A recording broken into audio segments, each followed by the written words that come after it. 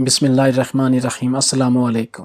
میرے والد صاحب امام مسجد تھے اور ہم 3 بہن بھائی تھے، 2 بہنیں اور 1 بھائی۔ ابو مجھ سے بہت زیادہ امیدیں لیے ہوئے تھے اور وہ مجھے پڑھا لکھا کر ایک بہت اچھا انسان بنانے کے ساتھ ساتھ ایک بڑا آدمی بھی بنانا چاہتے تھے، لیکن میں ٹھہرا نکما۔ بہنوں کو تو پڑھنے لکھنے کا بہت شوق تھا، لیکن مجھے ایسا کوئی بھی شوق لاحق نہیں ہو سکا۔ گاؤں کے ماحول میں تو ویسے بھی لڑکیوں کو نہ پڑھانے کا رواج ہوتا ہے اور نہ سہولیات ہوتی ہیں، لیکن لڑکوں کے لیے یہ ایک فائدہ تھا کہ انہیں شہر جانے کی اجازت ہوتی ہے۔ مجھے بھی ہر قسم کی اجازت ملی ہوئی تھی، لیکن نہ جانے کیوں میں زندگی کو کبھی سنجیدہ نہیں لے سکا، اور آج جب میں بالکل اکیلا ہو گیا ہوں تو مجھے ایسا لگتا ہے کہ کوئی میرا ہاتھ پکڑ لے اور مجھے سیدھے راستے پر چلا لے کہ میں بھٹک گیا ہوں۔ ابو کی نیک نامی پورے گاؤں میں مشہور تھی۔ ہر کوئی اپنے مسائل کے حل کے لیے ابو کے پاس تشریف لاتا۔ اگر ابو مسئلہ حل نہ بھی کر پاتے، صرف انہیں تسلی دے دیتے، تو یہ بھی ان سب کے لیے ایک بہت بڑا سکون کا ذریعہ تھا۔ جہاں میں یہ بات بتاتا چلوں کہ ابو کی شادی ان کی خالہ کی بیٹی سے ہوئی تھی، لیکن امی اور ابو کی کچھ خاص نہ بنتی تھی۔ بچپن سے ہی میں نے یہ دیکھا تھا کہ امی کو ابو میں کچھ بھی خوبیاں دکھائی نہ دیتی، جبکہ زمانہ تو ابو کی خوبیوں کے گن گاتا ہی نظر آتا تھا۔ اس لڑائی نے بھی ہم بچوں پر کافی اثر ڈالا۔ حالانکہ میں نے اکثر دیکھا تھا کہ ابو خاموش ہو جاتے اور چپ کر جاتے، یہاں تک کہ گھر سے باہر چلے جاتے اور زیادہ تر گھر سے باہر ہی وقت گزارتے، لیکن امی ہر وقت نہ جانے کس بات پر ابو کو کوستے رہتی تھی، باتیں سناتی اور غائبانہ طور پر بھی ان سے لڑتی جھگڑتی رہتی تھی۔ اس بات کا اثر ہم تینوں بہنوں بھائیوں پر ہوا تھا۔ میں تو ویسے ہی نکما امی کا لاڈلا تھا، ابو ویسے ہی مجھ سے نالاں تھے کہ میں کسی کام کا نہیں ہوں۔ جس اسکول میں داخل کروا کر آتے، 2-3 دن جاتا اور تیسرے دن یہ کہہ کر ماسٹر صاحب نے مارا ہے، میں وہاں سے بھاگ آتا۔ مدرسے کا بھی یہی حال تھا۔ ابو مسجد کے امام تھے، لیکن مجال ہے جو کبھی قرآن ان سے پڑھنے کی کوشش کی ہو۔ وہ لاکھ چاہتے کہ میں قرآن ہی ان سے ڈھنگ کا سیکھ لوں، لیکن میں نے شاید قسم کھا لی تھی کہ میں اپنے والد صاحب کو اسی طرح تنگ کرتا رہوں گا۔ ایک ہی بیٹا تھا، لیکن کسی کام کا نہ تھا۔ جو کوئی بھی مجھے دیکھتا تو یہی کہتا، لیکن مجھے رتی برابر بھی فرق نہ پڑتا۔ دن یوں ہی گزر رہے تھے۔ سارا دن دوستوں کے ساتھ آوارہ گردی کر کے گھر واپس آیا تو کیا دیکھتا ہوں کہ امی اور ابو کی زبردست جنگ لگی ہوئی ہے، اور اس بار تو ابو بھی پر چڑھ کر جواب دے رہے تھے۔ مجھے کچھ سمجھ نہ آیا تو بہنوں سے پوچھا۔ انہوں نے بتایا کہ ابو نے امی کو کچھ رقم رکھنے کو دی تھی، امی سے اس میں سے کچھ پیسے خرچ ہو گئے ہیں۔ اب وہ ان سے بہت ناراض ہیں اور کہہ رہے ہیں کہ تم نے مجھ سے پوچھے بغیر کیوں خرچ کر لی؟ یہ کسی کی امانت تھی اور امانت میں کبھی بھی خیانت نہیں کرتے۔ ادھر امی باضد تھیں کہ تم امام مسجد ہو، اتنا تمہیں خیال نہیں کہ تمہارے گھر کا خرچہ کس طرح چل رہا ہے؟ کبھی اپنے گھر کی بھی خبر لے لیا کرو، سب کی امانتوں کو لوٹانے میں ہی اپنا سارا وقت گزار دیتے ہو، نہ جانے اتنا پیسہ کہاں سے آتا ہے۔ امی کی اس بات نے ابو کو بے حد غصہ دلایا، اور آج پہلی بار میں نے ابو کو بھی امی کو دو بدو جواب دیتے ہوئے سنا تھا۔ لڑائی اتنی بڑی کہ بہنیں رونے لگی اور ابو کے پاؤں پڑنے لگی کہ امی کو معاف کر دیں اور تھوڑی دیر کے لیے ہی صحیح گھر سے چلے جائیں۔ اس وقت ابو کے منہ سے جو الفاظ نکلے تھے وہ مجھے آج بھی یاد ہیں کہ یا اللہ مجھ پر رحم فرما، نہ میری زوجہ میری ہے اور نہ میری اولاد میری ہے، میں بالکل اکیلا ہوں، تو ہی میرے حال پر رحم فرما۔ یہ کہتے ہوئے وہ آنکھوں میں آنسو بھر کر باہر نکل آئے، اور امی ساری رات اس بات کو لے کر روتی اور چلاتی رہی تھی، ساتھ ساتھ ابو کو غائبانہ طور پر باتیں بھی سنا رہی تھی۔ اس دن ابو گھر پر نہیں آئے تھے۔ پورے 3 دن بعد وہ گھر پر تشریف لائے، لیکن ہم میں سے کسی سے بات نہ کی۔ ضرورت کے تحت بات کرتے، دوبارہ مسجد میں تشریف لے جاتے، 5 نمازوں کے دوران وہیں رہتے اور رات کو گھر آ کر کھانا کھا کر سو جاتے۔ اب ابو کا یہی معمول بن گیا تھا۔ اس دوران انہوں نے مجھے ایک اور مدرسے میں داخل کروانا چاہا، لیکن میں نے بھی اپنی ازلی ہٹ درمی جاری رکھی اور ابو کے خوابوں کو مٹی میں ملانے میں کوئی کسر نہ چھوڑی۔ اس دن انہوں نے مجھے دیکھا تھا اور کہا تھا کہ شاہ زیب تم میری واحد نرینہ اولاد ہو، چاہتا ہوں کہ آخری وقت میں میرا بازو بنو، لیکن نہ جانے کبھی کبھی سوچتا ہوں کہ ایسی کیا غلطی ہو گئی ہے، تم کوئی بات مان کر نہیں دیتے، اپنے باپ کا بھرم رکھ لو، اسے ٹوٹنے سے بچا لو۔ اس وقت مجھے ان باتوں کی سمجھ نہیں آتی کہ آج جب ان باتوں کو سوچتا ہوں تو آنسو خود بخود آنکھوں سے رواں ہونے لگتے ہیں کہ اے کاش میں ان کی بات مان لیتا تو آج یہ سب نہ ہوتا۔ میں 15 سال میں قدم رکھ چکا تھا۔ اس دوران میں نے یہ محسوس کیا کہ وہ اپنے کسی کام میں انتہائی مصروف ہوتے، نماز پڑھا کر مسجد سے تو نکل جاتے لیکن گھر نہ آتے اور کہیں دور اپنے کسی خاص مقصد کے تحت نکل جاتے۔ اس دن کے بعد انہوں نے امی سے بات کرنا تقریباً بند ہی کر دی تھی، اور حیرت انگیز طور پر امی بھی بالکل خاموش ہو گئی تھی۔ میں نے ابو کو اسی طرح دیکھا کہ وہ نماز پڑھا کر مسجد سے نکل جاتے اور نہ جانے کہاں کی سیر کو چلے جاتے۔ البتہ نماز پڑھانے کے وقت وہ مسجد میں پہنچ جاتے تھے، نماز پڑھا کر دوبارہ اپنے کسی کام کے سلسلے میں نکل جاتے۔ میں نے اس بات کا ذکر امی سے کیا تو حسب معمول وہ اپنے دکھوں کا رونا رونے لگی کہ انہوں نے کب اپنی اولاد کا خیال کیا ہے، ہمیشہ دوسروں کے کاموں کی فکر رہتی ہے۔ اب تو مجھ سے ٹھیک سے بات بھی نہیں کرتے، نہ جانے کن کاموں میں پڑ گئے ہیں۔ کبھی کبھی رات کو اپنے ساتھ بڑی بڑی رقم لاتے ہیں، تجوری میں سنبھال کر رکھتے ہیں، اور اس کے بعد اگلے دن اٹھا کر نہ جانے کہاں لٹا کر آ جاتے ہیں۔ میں نے آج تک سوال نہیں کیا، اب تم ہی بتاؤ بھلا، اتنی بڑی رقم کا ان کے پاس موجود ہونا تو اچنبے کی بات ہے نا؟ وہ مجھ سے پوچھتی، لیکن میں بھلا انہیں کیا جواب دیتا کہ آج کل ابو کی سرگرمیاں مجھے بھی کچھ مشکوک ہی لگ رہی تھی۔ پھر ایک دن وہ ہوا جس کا وہم و گمان بھی نہیں تھا۔ یہاں یہ بات بتاتا چلوں کہ میں اب امی کی منتوں کی وجہ سے ایک مدرسے میں ٹک گیا تھا اور وہاں قرآن پڑھا کرتا تھا۔ مجھے اچھی طرح یاد ہے کہ اس وقت میں ظہر کی نماز کے لیے وضو کر رہا تھا کہ میرے برابر میں بیٹھے دو لڑکوں نے مجھے دیکھ کر ایک دوسرے کے کان میں سرگوشی کرنا شروع کر دی۔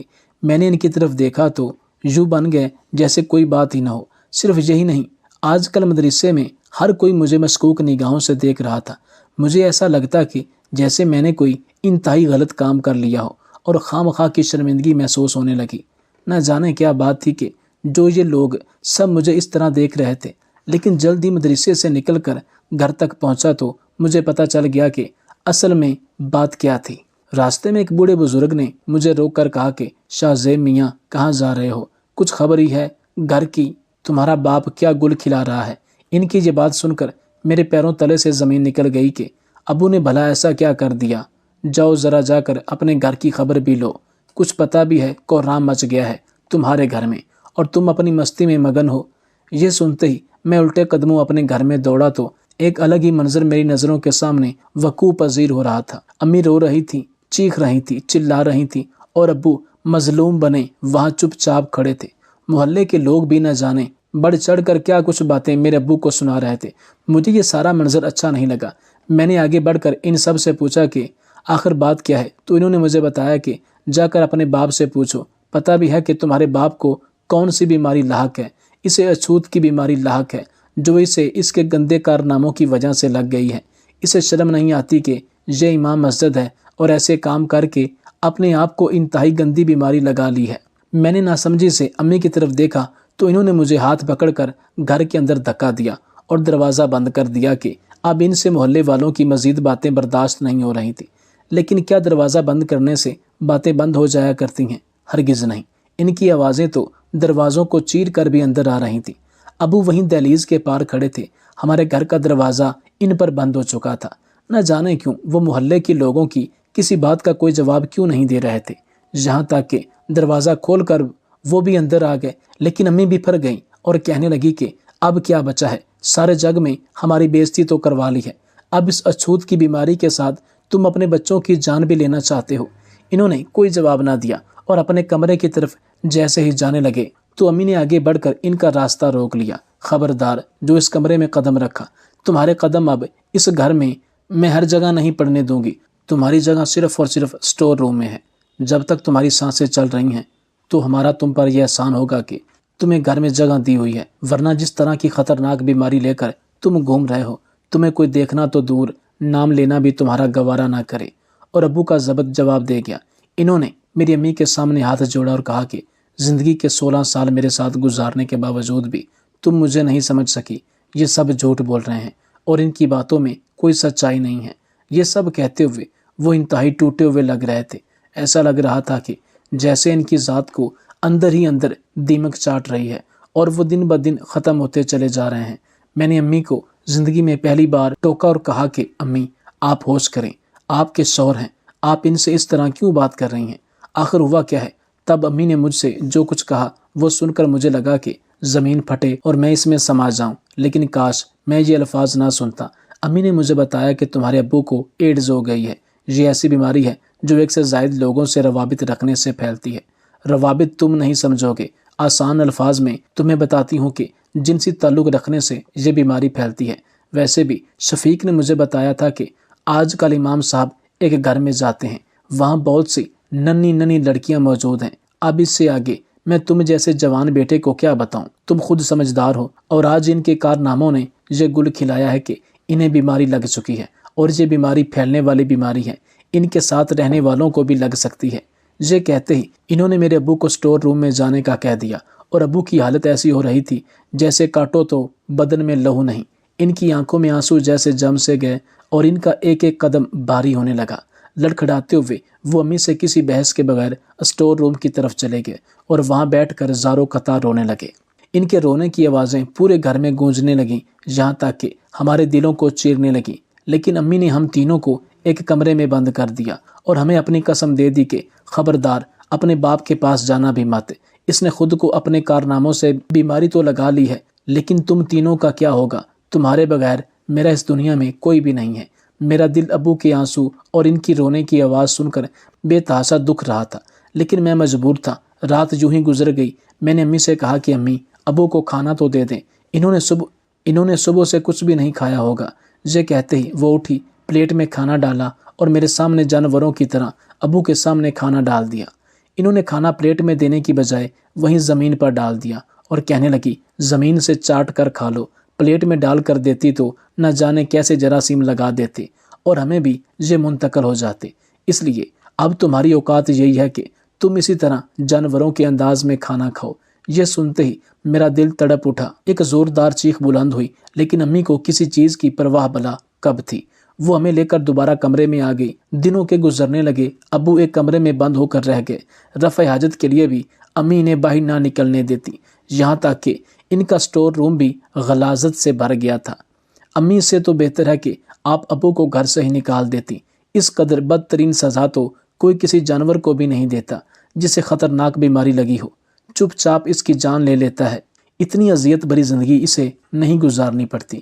یہ میرے الفاظ تھے جو میں نے اپنی والدہ سے کہتے۔ ابو کی حالت مجھ سے دیکھی نہ جاتی تھی۔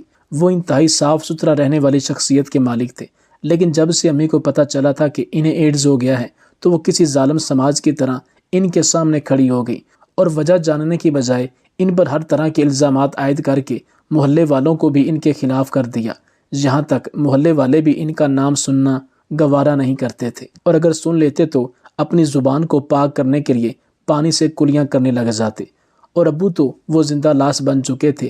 امی نے انہیں مارنے میں کوئی کسر نہ چھوڑی، یہاں تک کہ ایک دن جب محلے والوں کا اصرار بے حد بڑا اور یہ بات پورے گاؤں میں پھیل گئی کہ امام صاحب کو خطرناک بیماری لاحق ہو گئی ہے، جو کہ انتہائی گندی بیماری ہے اور جنسی تعلقات کی بنا پر پھیلتی ہے، تو سب لوگوں نے ہمیں گاؤں سے نکل جانے کا کہہ دیا۔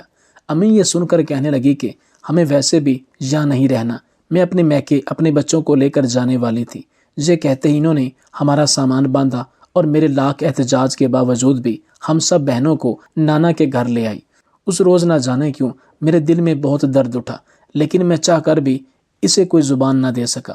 میں اپنے والد صاحب کا بیٹا تھا، مجھے پتا تھا کہ میں نے انہیں کبھی زندگی میں کوئی سکھ نہ دیا، لیکن ان کی یہ حالت دیکھ کر میں دکھ کی اتھاہ گہرائیوں میں گر جاتا، لیکن میں خود کو بے حد بے بس اور مجبور سمجھتا کہ اس وقت ہمارے گھر کا سارا کنٹرول میری امی کے ہاتھ میں تھا۔ وہ جو کہتی وہی ہوتا، وہ جو کرتی وہی ہوتا۔ ابھی ہمیں نانا کے گھر آئے ہوئے 2 دن ہی ہوئے تھے کہ مجھے اپنے گاؤں کا شفیق وہاں نظر آیا، جو امی سے کہہ رہا تھا کہ امام صاحب کی حالت بہت نازک ہے، ہر وقت گھر میں پڑے رہتے ہیں۔ امی نے تو جیسے اس کی بات کو سنا ہی نہیں، اور مجھے ایسا لگا جیسے میرا دل کسی نے مٹھی میں لے لیا ہو۔ امی نے اسے کہہ دیا کہ آئندہ اگر یہاں آؤ تو ان کی کوئی بھی بات یہاں نہ بتانا، وہ ہم سب کے لیے تو پہلے ہی مر چکے ہیں۔ انہوں نے جو کارنامہ کیا ہے وہ کسی طور پر بھی معافی کے قابل نہیں ہے۔ مجھے نہ جانے کیوں امی کی یہ بات بہت بری محسوس ہوئی، لیکن میں اس کا اظہار بھی نہ کر سکا۔ نانا نے بھی ہمیں وہاں جانے سے منع کر دیا اور کہا کہ اس کی قبر بھی وہیں کھود دینی چاہیے، وہ اسی لائق ہے۔ اپنے والد صاحب کے بارے میں یہ الفاظ سن کر میرا دل کٹنے لگتا، یہاں تک کہ پورے 1 مہینے بعد مجھے آج پھر شفیق وہاں نظر آیا، اور اس نے آتے ہی میری ماں کو جو خبر سنائی، اسے سن کر میرا دل ایک لمحے کے لیے جیسے دھڑکنا ہی بھول گیا۔ اس نے مجھے بتایا کہ امام صاحب کا انتقال ہو گیا ہے، اور میں تو جیسے صدمے سے نڈال ہی ہو گیا تھا۔ وہیں زمین پر بیٹھ گیا اور خالی خالی نگاہوں سے اپنی والدہ کو دیکھنے لگا، لیکن یہ کیا، انہیں کوئی فرق نہ پڑا اور شفیق سے کہا کہ میں نے تمہیں 1000 بار منع کیا تھا کہ ان کی کوئی بھی بات آ کر مجھے مت بتانا، تو آج یہ بات کیوں بتا رہے ہو؟ وہ بولا، آپا میں تمہیں یہ اس لیے بتا رہا ہوں کہ تم بیوہ ہو چکی ہو۔ بیوہ تو میں اسی دن ہو چکی تھی جب مجھے پتا چلا تھا کہ ان کے کارنامے بہت اعلیٰ ہیں اور انہیں ایک اچھوت بیماری لگ گئی ہے۔ اپنے کارناموں کی وجہ سے یہ کہتے ہوئے امی تو اندر چلی گئی، لیکن میں شفیق کے پاس گیا اور کہنے لگا کہ مجھے گاؤں لے چلو، مجھے ابو کو دفنانا ہے۔ یہ آخری قرض تو میں ان کا ادا کر ہی سکتا تھا۔ میں نے اولاد ہونے کے کوئی فرائض پورے نہ کیے، لیکن نہ جانے کیوں میرا دل مچل گیا اور میں نے شفیق سے کہا کہ مجھے وہاں لے چلو، میں انہیں آخری آرام گاہ تک پہنچانا چاہتا ہوں۔ امی نے یہ سنا تو مجھے بہت ڈانٹا، لیکن اب مجھ پر ان کے کسی بات کا اثر نہیں ہونے والا تھا۔ میں نے ان کی ایک نہ سنی اور شفیق کے ساتھ موٹر سائیکل پر روانہ ہو گیا۔ شفیق نے مجھے میرے گھر کے باہر اتار دیا اور میں نے جیسے ہی گھر کے اندر قدم رکھا تو مجھے اکائی سی آ گئی کہ گھر کی حالت انتہائی ابتر ہو رہی تھی۔ گند و غلاظت سے بھرا ہوا گھر کسی کچرا کنڈی کا منظر پیش کر رہا تھا۔ میں نے اپنے ناک پر رومال رکھا اور جیسے سٹور روم کی طرف دیکھا تو میری آنکھوں سے آنسو ابل پڑے۔ ابو کو فوت ہوئے ابھی صرف 1 دن ہی ہوا تھا۔ میں نے وہاں موجود جمع داروں کی مدد سے ان کی لاش کو ایک بورے میں بند کیا۔ میں نے احتیاطاً گلوز پہن لیے تھے کہ مجھے جراثیم نہ لگ جائیں، یہاں تک کہ ریڑھی پر لاد کر ان کی لاش کو قبرستان تک پہنچا دیا۔ میں اس وقت 16 سال کا تھا، نہ جانے کہاں سے اتنی ہمت آ گئی۔ قبرستان کے اندر جا کر خود ہی ان کی قبر کھودنے لگا، یہاں تک کہ ایک گڑھا سا بن گیا اور میں نے ان کی لاش کو گھسیٹ کر وہاں ڈال دیا اور ان پر مٹی ڈال کر دعا کے لیے ہاتھ اٹھا دیے۔ میرے اندر اتنی ہمت نہ جانے کیسے آ گئی کہ میں نے خود اپنی محنت کے بل بوتے پر انہیں دفن کر دیا اور وہیں ان کی مٹی کے پاس بیٹھ کر زاروں قطار رونے لگا کہ اچانک سے مجھے ایک محصور کن خوشبو محسوس ہوئی۔ یہ خوشبو اس قدر دلچسپ اور خوبصورت تھی کہ آج سے پہلے ایسی خوشبو میں نے کبھی نہیں سونگھی تھی۔ میں نے جیسے ہی ابو کی قبر کی مٹی اپنے ہاتھ میں لی تو مجھ پر یہ انکشاف ہوا کہ یہ خوشبو تو ان کی قبر کی مٹی سے آ رہی ہے۔ یہ خوشبو سونگتے ہی میرا پورا جسم کانپنے لگا کہ میں نے سنا تھا کہ نیک انسان کی قبر کی مٹی سے خوشبو آتی ہے اور وہ انسان اللہ کی بارگاہ میں قبول کر لیا جاتا ہے۔ لیکن یہ کیا، میرے باپ کو تو ایڈز جیسی بیماری تھی، اس نے تو بہت گناہ کیے تھے، پھر کیسے اللہ نے اسے قبول کر لیا؟ محلے کے لوگ، امی، گھر والے، رشتہ دار نہ جانے کیسی کیسی باتیں بنا چکے تھے کہ اس کی تو کبھی بخشش نہیں ہوگی۔ یہ امام مسجد ہو کر اس قدر برے کاموں میں ملوث ہے کہ ایڈز جیسی خطرناک بیماری خود کو لگا لی۔ لیکن یہاں تو مجھے معاملہ الٹ ہی دکھائی دے رہا تھا۔ یہ خوشبو سونگتے ہی نہ جانے کیوں ایک طرف تو میرے دل کو راحت پہنچ رہی تھی کہ ابو بے گناہ ثابت ہو گئے، لیکن دوسری طرف میرا دل بے چین بھی ہو گیا کہ کیا ہم سب بھی اپنے ابو کی اس طرح کی موت کے ذمہ دار ہیں؟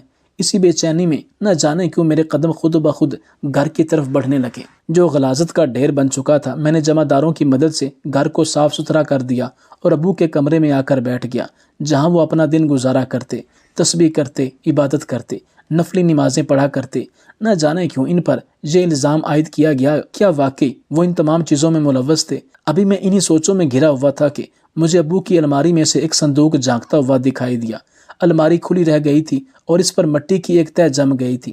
میں بالکل مشینی انداز میں صندوق کے پاس آیا، اسے کھولا تو ان کی بہت سی نشانیاں اس میں موجود تھیں۔ ابو کی تسبیح، ان کے عطر، ان کی ٹوپی میں ان کی ایک ایک چیز کو دیوانہ وار ہاتھ لگاتا جاتا، آنکھوں سے لگا کر چومتا جاتا اور اپنے سینے سے لگاتا جاتا۔ کتنی دیر تک میں یہی عمل کرتا رہا کہ شاید مجھے سکون مل جائے کہ جب سے میں نے سنا تھا کہ میرے والد صاحب اس دنیا سے گزر گئے ہیں، میرے دل کو قرار مل رہا تھا، نہ سکون۔ میں بری طرح بے چینی میں گھرا ہوا تھا۔ یوں محسوس ہوتا تھا جیسے میرے دل کو کوئی آری سے کاٹتا چلا جا رہا ہے اور میں تکلیف برداشت کرنے کے باوجود بھی اس شخص کو روک نہیں پا رہا ہوں۔ اسی دوران میرا ہاتھ صندوق کے نیچے چپکائے گئے کاغذ کے ساتھ لگا اور میں نے وہ کاغذ نکال کر کھینچ لیا۔ کھول کر دیکھا تو یہ خط نما شے تھی جو شاید ابو نے کسی کے نام لکھی تھی۔ اس میں لکھا تھا کہ میں حکومت پاکستان کو خط لکھنا چاہتا ہوں کہ جو یتیم خانہ میں عطا آباد میں کھول رہا ہوں، اسے کھولنے سے پہلے ہی مجھے مافیا دھمکیاں دے رہے ہیں اور کہہ رہی ہے کہ تم ہمارے ساتھ مل جاؤ، لڑکیاں سپلائی کرنے کا کام کرو، تمہیں بہت روپیہ پیسہ مل جائے گا اور بہت نام کماؤ گے، یہاں تک کہ زندگی میں کسی چیز کی کوئی کمی نہیں ہونے دیں گے، اور ان کاموں کے پیچھے امام صاحب کا ٹھپا لگا کر تم بچ بھی جاؤ گے۔ لیکن میں بطور انسانیت کے یہ ہرگز نہیں ہونے دے سکتا کہ میں نے گاؤں کے بہت سے لوگوں سے فنڈ لے کر ان بچیوں کی ضروریات کو پورا کیا ہے، انہیں بالکل اپنے بچوں کی طرح پالا ہے۔ اب میں کیسے انہیں اس گھنونے دھندے میں ملوث کر دوں کہ وہ مجھے اپنا باپ نہ صرف کہتی ہیں بلکہ سمجھتی بھی ہیں۔